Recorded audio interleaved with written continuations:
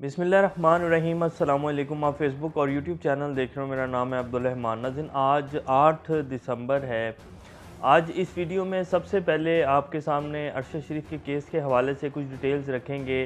क्या अब अरशद शरीफ की वालदा कल सुप्रीम कोर्ट में चली गई और उनके साथ कौन कौन से बड़े नाम सहाफ़ी थे या कोई भी नहीं था, ये भी आपके सामने रखेंगे। लेकिन उससे पहले अनवर मकसूद के अभी थोड़े दिन पहले जो है उन्होंने एक प्रोग्राम में अपने कुछ अल्फाज कुछ अपना आप कह लें कि उनका मुकालमा जो होता है वो उन्होंने पढ़ा और मौलाना फजलुर रहमान साहब के बारे में उन्होंने कुछ कहा। क्योंकि मौलाना फजलुर रहमान ने हफ्ता 10 दिन पहले पाकिस्तान और ख़ास तौर पर PTI की जो ख़वातीन थी उनके बारे में बड़ी गलीज़ ज़ुबान का इस्तेमाल किया। और उसके बाद फिर जो अनवर मकसूद साहब ने जिस तरह का उनको जवाब दिया वो पूरे पाकिस्तान में सुना जा रहा है और बड़ा ठीक ठाक जवाब दिया। अब अनवर मकसूद साहब का एक और कॉल आपके सामने रखते हैं। उन्होंने कहा कि इमरान खान की जंग जो है वो जिनाह से बड़ी है क्योंकि गोरे बेगैरत नहीं थे। ये बड़ा स्ट्रेट फॉरवर्ड जुमला है और समझने वालों के लिए काफ़ी है ये जुमला कि इमरान खान की जंग जो है वो जिनाह से बड़ी है क्योंकि गोरे जो थे वो बेगैरत नहीं थे। और इस टाइम पाकिस्तान की जो सिचुएशन है, पाकिस्तान की इकॉनमी तबाह हो चुकी है। पिछले 7 माह में जिस तरह पाकिस्तान की इकॉनमी का धड़न तख्ता किया गया है, इमरान खान साहब का भी दौर अगर देखें तो कोई बहुत शानदार दौर नहीं था। हाँ, उनके आखिरी वक्त में जो उनका लास्ट ईयर था, 3.5 साल उन्होंने टाइम पूरा किया, वो उसमें कुछ इशारे जो हैं अच्छे आना शुरू हुए थे। उन्होंने जो कुछ इक़दामात लिए इकॉनमी को लेकर वो कुछ अच्छे मस्बत साबित होना शुरू हुए थे। उसके बाद एक नया तजर्बा किया गया और पाकिस्तान में जो कुछ हुआ अब 7 माह हैं। अब पाकिस्तान की जो इकॉनमी है उसके बारे में भी आपको नेक्स्ट व्लॉग में ज़िक्र करेंगे। लेकिन सबसे पहले हम ज़िक्र करते हैं, कल अरशद शरीफ साहब की वालदा जो हैं वो सुप्रीम कोर्ट में चली गईं और उन्होंने बाकायदा अपने साथ वो एक एप्लीकेशन लिख कर गईं और उन्होंने उस एप्लीकेशन में जो नाम दिए वो भी आपके सामने रखेंगे। लेकिन सुप्रीम कोर्ट ने सो मोटो नोटिस लिया। उसके बाद उन्होंने कहा कि जी अरशद शरीफ की FIR दर्ज कर दी जाए। 43 दिन बाद कल FIR दर्ज हुई और पुलिस की मुद्दत में FIR दर्ज कर दी गई, जिसके बाद उनकी बीवी ने भी उस FIR को मानने से इनकार कर दिया। उनकी जो वालदा हैं उन्होंने भी मानने से इनकार कर दिया। ये उनकी वालदा की वीडियो है जो आपकी स्क्रीन के ऊपर चल रही है। जब वो उधर सुप्रीम कोर्ट में जा रही थी तो सिर्फ काशिफ अब्बासी साहब जो हैं उनके साथ नज़र आए। और जैसे कि हमने आपको पहले भी बताया था कि कुछ चंद सहाफ़ी हैं जो रेगुलर जिन्होंने आवाज़ उठाई है, जिनमें से काशिफ अब्बासी, इमरान रियाज़ ख़ान, समी इब्राहिम, जमील फ़ारूकी, कुछ चंद नाम हैं। पाकिस्तान की इतनी बड़ी यूनियन जो जर्नलिस्ट है PFUJ नज़र नहीं आई कल, हालांकि उनको साथ होना चाहिए था। जितने बड़े बड़े सहाफ़ी हैं उन सबको साथ होना चाहिए था अरशद शरीफ की वालदा के साथ, लेकिन खैर कोई भी साथ नहीं था। अब हम बात कर लेते हैं कि उनकी वालदा जो है वो एप्लीकेशन लेके गई, सुप्रीम कोर्ट ने सो मोटो नोटिस लिया। अब ये बात जो है ये किसी ना किसी पॉइंट की तरफ लाजमी जाएगी क्योंकि एक तो सो मोटो लिया जा चुका है। उसके बाद अब जो उनकी वालदा ने नाम दिए हैं वो आपके नाम सामने रखते हैं, जिनमें से 5 या 6 नाम हैं। पाकिस्तान के साबिक आर्मी चीफ बाजवा साहब का नाम है, पाकिस्तान के जो सर्विंग DG ISI हैं उनका नाम है, 2 ब्रिगेडियर हैं जो कि सर्विंग हैं, 2 कर्नल्स हैं जो सर्विंग हैं। तो उन सब का नाम जो है उन्होंने उस एप्लीकेशन में लिख दिया और बाकायदा उमर अता बंदयाल साहब ने कहा है कि जो ये बयान देना चाहती हैं उसके मुताबिक इनकी FIR जो है वो दर्ज की जाए।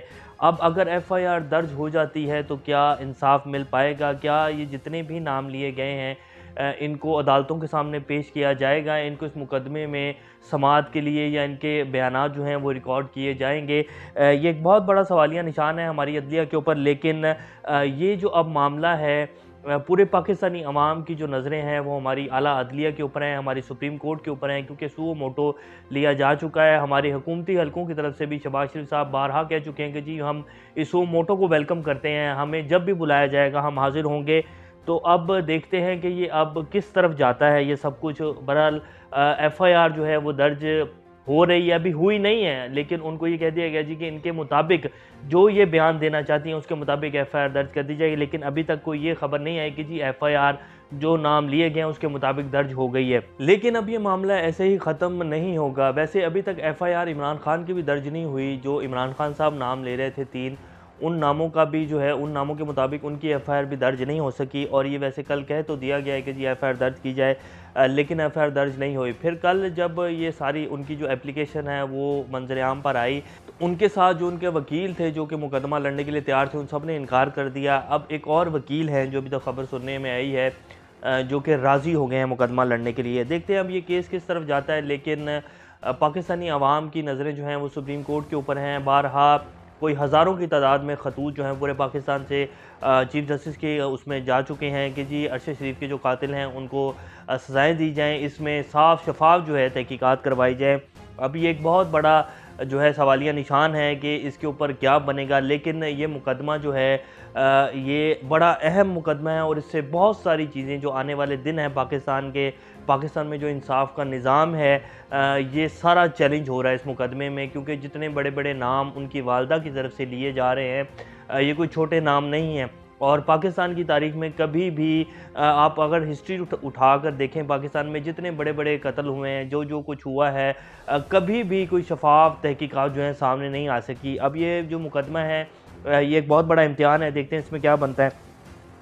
अब हम आपके सामने रखते हैं, ये एक हकीकत टीवी ने बड़ी अच्छी पोस्ट की आज। उन्होंने कहा कि अमेरिका में चालान से बचने के लिए, ये तस्वीर भी आपकी स्क्रीन को चला देते, उन्होंने कहा कि अमेरिका में चालान से बचने के लिए तारुफ करवाने के ऊपर पुलिस चीफ को ओहदे से फारिग कर दिया गया। पुलिस चीफ को जो है ओहदे से फारिग कर दिया गया। हम ये जो जमहूरियत का राग अलापते हैं कि जी पाकिस्तान में जमहूरियत होनी चाहिए, डेमोक्रेसी होनी चाहिए, अमेरिका बरतानिया को देखें, उन्होंने कितनी तरक्की की इस निज़ाम में। अगर हम ये तो हम देख लेते हैं कि जी उन्होंने इस निज़ाम में तरक्की की, लेकिन हम उनकी इखलाकियात का लेवल, उन्होंने जिस तरह इस निज़ाम को अपने अंदर समाया है, जिस तरह उन्होंने अपने जो उनके MPAs MNAs जो उनका पूरा एक निज़ाम है जिसको उन्होंने इखलाकियात के ऊपर डेवलप किया है, हम उसको नहीं देखते। हम सिर्फ निज़ाम को घसीट रहे हैं पिछले 75 साल से, और इखलाकियात का लेवल हमारा ये है कि पाकिस्तान का साबिक प्राइम मिनिस्टर जो है पिछले एक माह से जो है अपनी FIR के चक्करों में है कि जी मेरी FIR हो जाए, और एक केस है उसका तोशाखाना केस में जिस तरह की कार्रवाइयाँ उसके खिलाफ की जा रही हैं। सलमान शहबाज जो हैं अभी वो बरतानिया में ही हैं और उनकी ज़मानत जो है यहाँ मंजूर हो चुकी है। और एक तरफ आज़म सवाती जो है, जो कि 75 साल शख्स है, जिसको सिर्फ तनकीद करने के ऊपर, ट्वीट करने के ऊपर जो है वो बेचारा कितने दिनों से उसके साथ जो रवैया रखकर बढ़ता जा रहा है, कभी इस्लामाबाद, कभी पिंडी, कभी कोयटा ले जाते हैं उनको। उनकी जैसी तबीयत है, उसके बावजूद उनको जो है ज़मानत नहीं मिल रही है। और एक शख्स जो है वो अगर प्राइम मिनिस्टर का बेटा है तो उसको लंदन में ही बैठे जो है ज़मानत मिल जाती है। और 4 साल से जो शख्स मसरूर है पाकिस्तान से, मनी लॉन्ड्रिंग के केसेस हैं, उनको ज़मानत जो है लंदन बैठे मिल जाती है। तो ये पाकिस्तान का इंसाफ का निज़ाम है और ये हमारी अखलाकियात हैं। और फिर हम कहते हैं कि हमने इस जमहूरियत से और इस निज़ाम से अपनी पाकिस्तानी अवाम को और पाकिस्तान को तरक्की देनी है, तो वो सिर्फ़ एक दीवाने का ख्वाब है, इसके अलावा कुछ नहीं है। जब तक हम अपनी अखलाकियात का लेवल जो है उनकी तरह बिल्ड नहीं करेंगे, या जब तक हम खुद को बहैसियत कौम दुरुस्त नहीं करेंगे, बहैसियत इंसान दुरुस्त नहीं करेंगे, तब तक निज़ाम कोई भी हो, पाकिस्तान तरक्की नहीं कर सकता है। अब मोनस इलाही साहब के हवाले से आपको खबर देते हैं। उन्होंने कल एक ट्वीट किया जिसमें उन्होंने कहा कि had someone visa got cancelled due to strong link with criminal elements, he had to go to back from airport. अब मोहन सलाई साहब ने ये ट्वीट किया कि मैंने सुना है कि जी किसी का वीज़ा कैंसिल हो गया है, कोई स्ट्रॉन्ग क्रिमिनल एक्टिविटी की वजह से उनका वीज़ा जो है कैंसिल किया गया और उनको एयरपोर्ट से वापस भेज दिया गया है। उसके ऊपर फिर इमरान रियाज खान साहब ने ट्वीट किया कि जी मोहन सलाई साहब आप नाम लेना, मेरा वीज़ा कैंसिल हुआ है, मुझे एयरपोर्ट से जो है वापस भेजा गया है, और आप नाम लें। और जिन्होंने ये वीज़ा कैंसिल करवाए हैं आपके जो उन्होंने इस तरह करके कहा कि जो आपको सारा ये बता रहे हैं उनका नाम भी लें, ताकि अपनी इतनी हिम्मत पैदा करें और बताएं कि जी किसका वीज़ा कैंसिल हुआ, उसका नाम लें, और ये भी बताएं कि किसने करवाया है ये वीज़ा कैंसिल। तो ये इमरान रियाज खान साहब ने ट्वीट किया। इमरान रियाज खान जो अभी तक हमें कुछ खबरें मौसूल हुई हैं, ये बाहर जा रहे थे जो सलाब ज़दगान की फ़ंडिंग के लिए। फिर जो एक पूरी एक फ़ाउंडेशन बनाई है उन्होंने, जिसमें बाकायदा अरशद शरीफ के नाम से बाकायदा वो एम्बुलेंसेस जो हैं उसका इफ्तिताह करने जा रहे हैं, तो उसकी फ़ंडिंग के लिए जो है वो बाहर जा रहे थे। तो उसके ऊपर जो है फिर उनको वीज़ा उनका कैंसिल कर दिया गया, उन्हें एयरपोर्ट से वापस भेज दिया गया। और मोनस इलाही साहब ट्वीट करते हैं कि जी ड्यू टू क्रिमिनल एक्टिविटी के तौर के ऊपर इमरान रियाज खान ने जिस तरह का पिछले 7 महीने में जो उनका नैरेटिव था अरशद शरीफ के साथ मिलकर, जो इस तरह उन्होंने पूरा रजीम चेंज ऑपरेशन बताया पाकिस्तानी अवाम को ये हुकूमत सिवाय उनके ऊपर झूठी एफआईआर करवाने के कोई केस नहीं निकाल सके। अगर इमरान रियाज खान क्रिमिनल होता या उनके ऊपर कोई करप्शन के चार्जेस होते तो ये हुकूमत एक मिनट ना लगाती और उनको जो है जेल में बंद कर देती। इनके पास सिवाय झूठी एफआईआर और बेबुनियाद इल्ज़ामात लगाने के अलावा उनके ज़ात को लेकर कोई केस नहीं बना सके।